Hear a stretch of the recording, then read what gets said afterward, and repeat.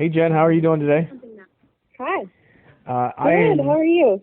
I'm well. I'm enjoying my nice snow day here in Virginia, so can't really complain about that. Oh my gosh,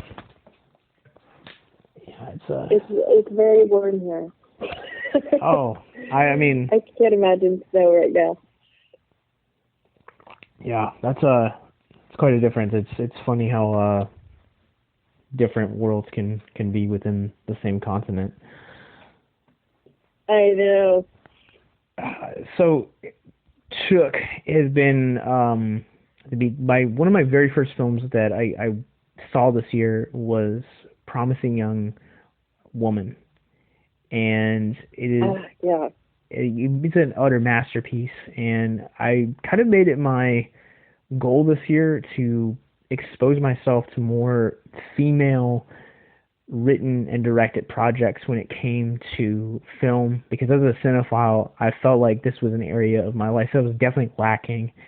And I've come across so many incredible talented women this year, including yourself.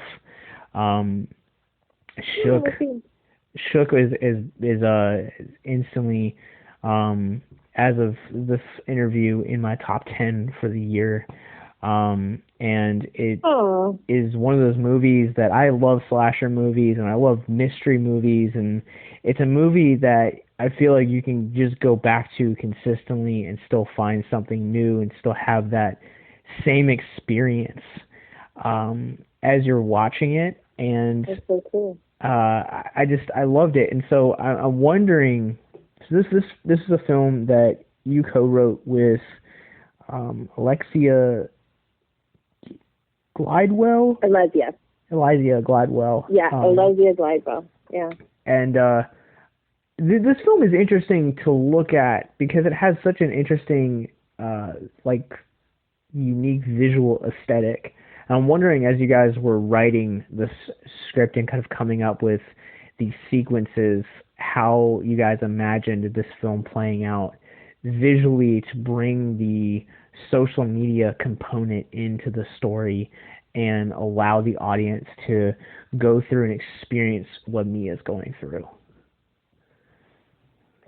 Yeah, I mean, essentially, the producer, Tara Craig, and Alessia had this idea for the movie of doing like a social media horror movie, sort of, and having it center around a makeup influencer, which I wasn't familiar with that world at all.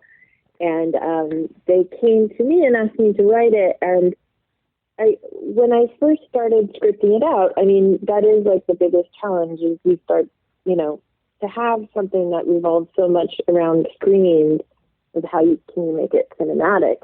And then the bigger question for me was like, not only that, but like, how do you actually make it like mean something? So because it's like we've already seen lots of social media get represented in film as like, text on screen, which we do some of that in the film as well. But I wanted to figure out a way to try to get inside the head of like someone who's using social media, like what it feels like. Because even though you're separated by these people, like they're not, they could be on the other side of the world. In your mind, as you're interacting with them, you're there with them. They're with you in the room. And so that started to become part of the script, was trying to capture that experience of how social media can make you feel. And it really, you do a great job at conveying that throughout the film. And it's interesting now looking at this movie post pandemic, because I know that before quarantines and coronavirus hit, like I'm primarily a texter when it comes to communication. And Mm-hmm. now you have a lot more things that are involved with the video component, because you're wanting to see someone and I think again that's kind of what really helps Shook kind of stand out from other genres that are, or other slashers that are kind of coming out nowadays that have that social media influence or that flair. And I enjoyed really kind of like you're getting to see what Mia sees on like the walls or like the tiles as she's kind of going through this like mystery element, and then you have that first twist about a little more than about the halfway point that I won't ruin for people that haven't seen the film yet. And I'm just kind of wondering from the writing standpoint, like how did you kind of map out, because there are the last like 45 minutes of this movie is just like, you think it's a pretty straightforward movie, this like 45 minutes, and then you're hit with this twist, and then you have like this other twist that comes in, and then you have like another twist, and it's just like this avalanche of just like twists and turns. And I'm wondering how you kind of develop that into what we end up seeing here in Shook. Well, I think for me, like, I'm just like, it comes down to like what kind of movies and stories I just like personally. I'm a big twist girl. I love it when I can be surprised by a story, like, and you know, we've all seen so many movies and read so many books, and a lot of times you feel like when you start watching something, you already know how it's going to end, and you already kind of know where it's going. And for me, I really wanted to, I love it when I see a movie that surprises me, that like just totally didn't see where it was going at all. And that's kind of the approach I wanted to take with it to begin with. And then as I was writing it, you know, so I had one twist in mind going into it. And then as I was writing it, I realized that it had become about so much more. And so then I realized like it lent itself to a second twist. If that makes any sense. It's so weird to talk about these things without actually talking about the story. So I want to kind of get away from the story angle for it. I guess it's still staying on it. It's interesting too, because when you're looking into like the world of social media influencers, there's so many different avenues that you can like go down, and so many like different like subsections of influencers. And I also too was kind of like very naive to that world until a couple years ago when Netflix put out the Fire Festival documentary, and that kind of changed my world when it came to social media. And so I'm kind of wondering, like, as you're like writing this, like, did you have how did you envision the character of Mia to be? Because it's going to sound kind of shallow, but like the world of like influencers is like fixated on how someone looks.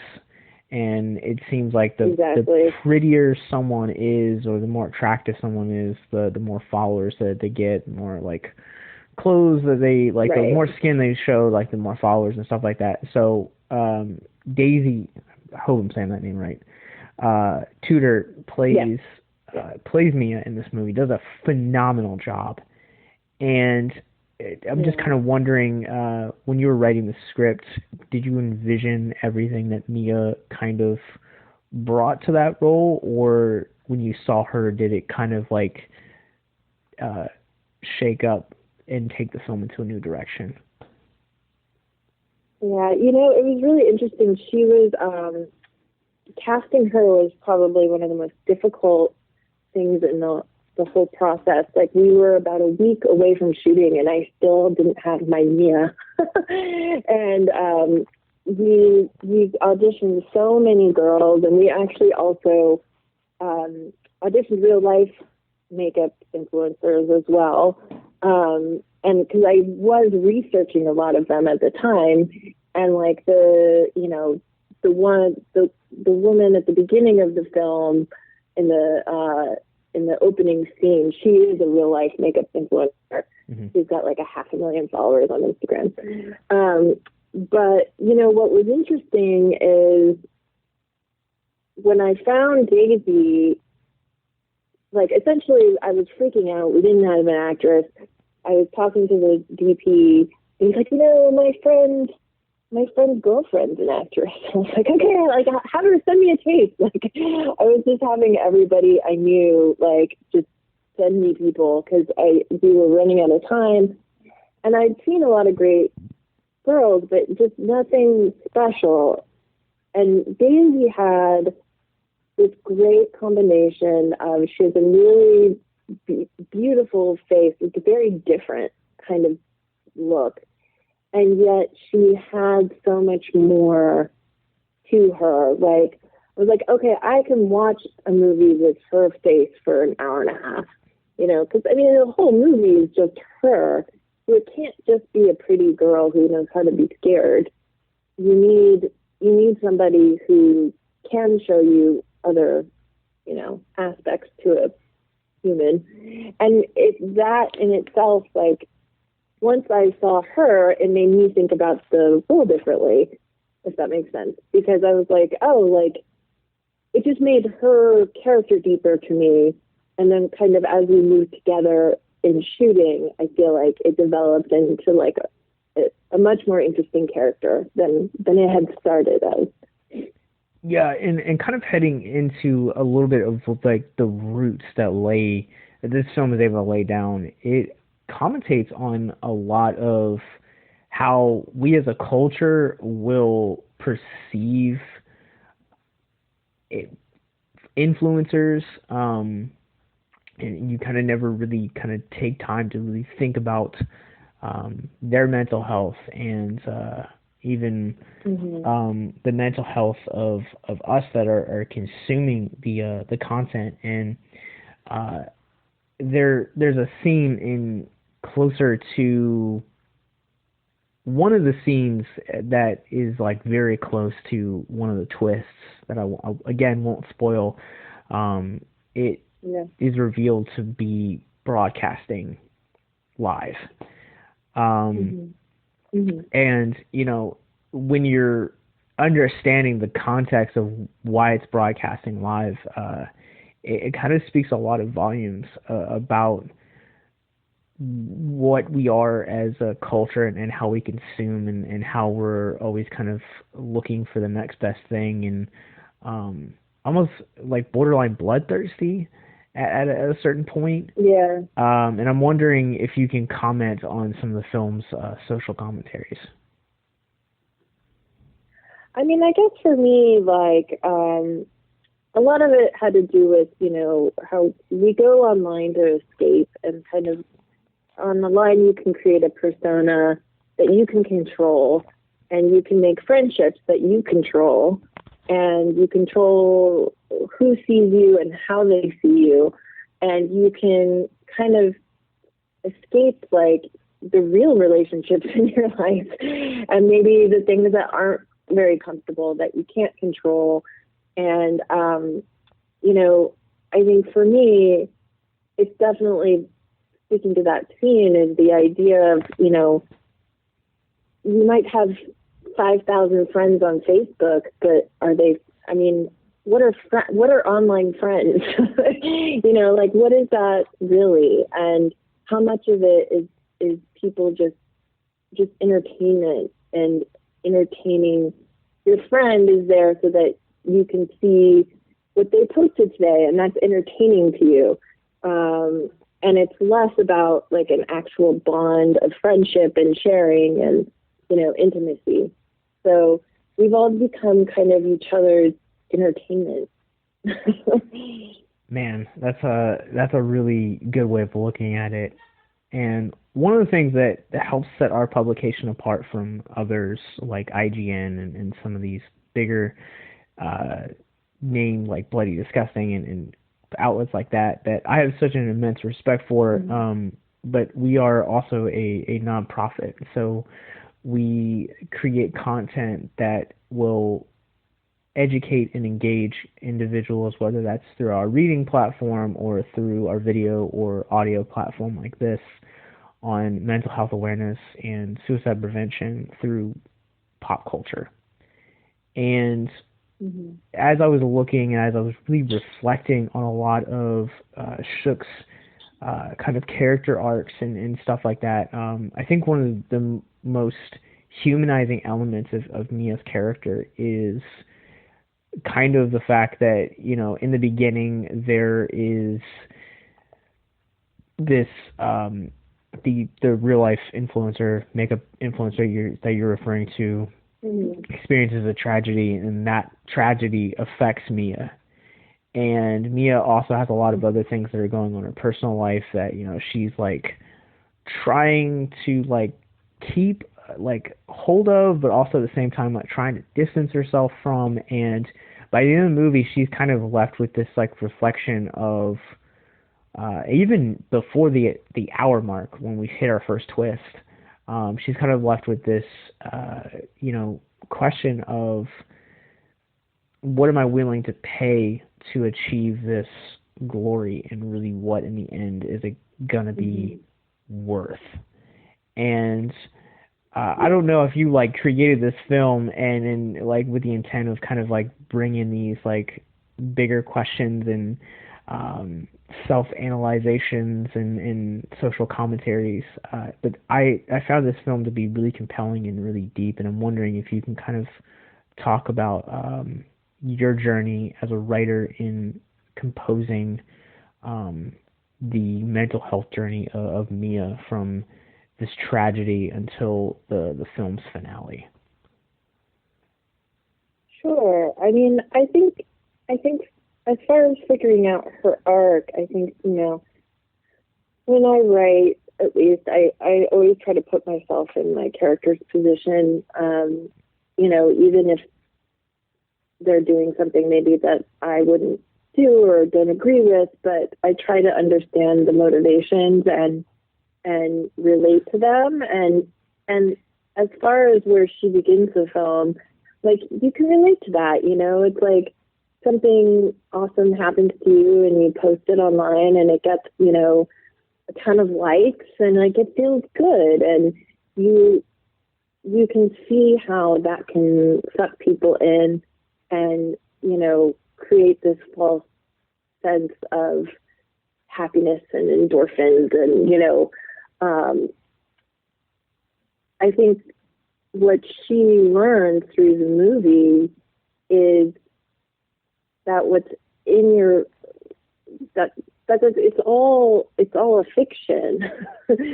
All of that, it doesn't count for anything in the end. I mean, what does it get her? You know, she can have the most followers, but where does that get her in the end? I think that you realize, and she realizes, that it's like when you're not paying attention to your real life, things can really slide into a dark place.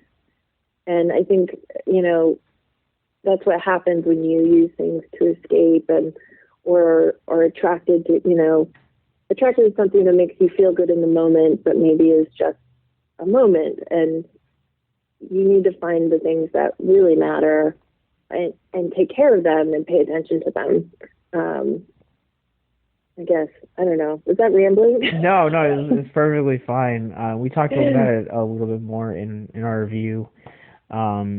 So thank you so much. You guys can check out Shook when it hits Shudder February 18th, 2021. And thank you so much for taking some time out to talk about the writing process and kind of the casting process and the visual process as well. And one last quick question. I got to know. There's a lot of influence with this movie. Scream is one of my favorite movies, and I definitely got some Scream vibes. And good. when a stranger calls, also classic 70s right there. So I thought so. I just wanted to make sure. No, I love that. No, like, in my head when I was writing it, I was like, it's like the opening scene of Scream for the entire movie. Yeah. And so yes, I'm glad you get that, and it was very intentional. Well, thank you so much. Once again, Shook on Shudder, February 18th. Go check it out. Jen, thank you so much, and I hope you have a great day. Thank you. Bye-bye. You too. Thanks.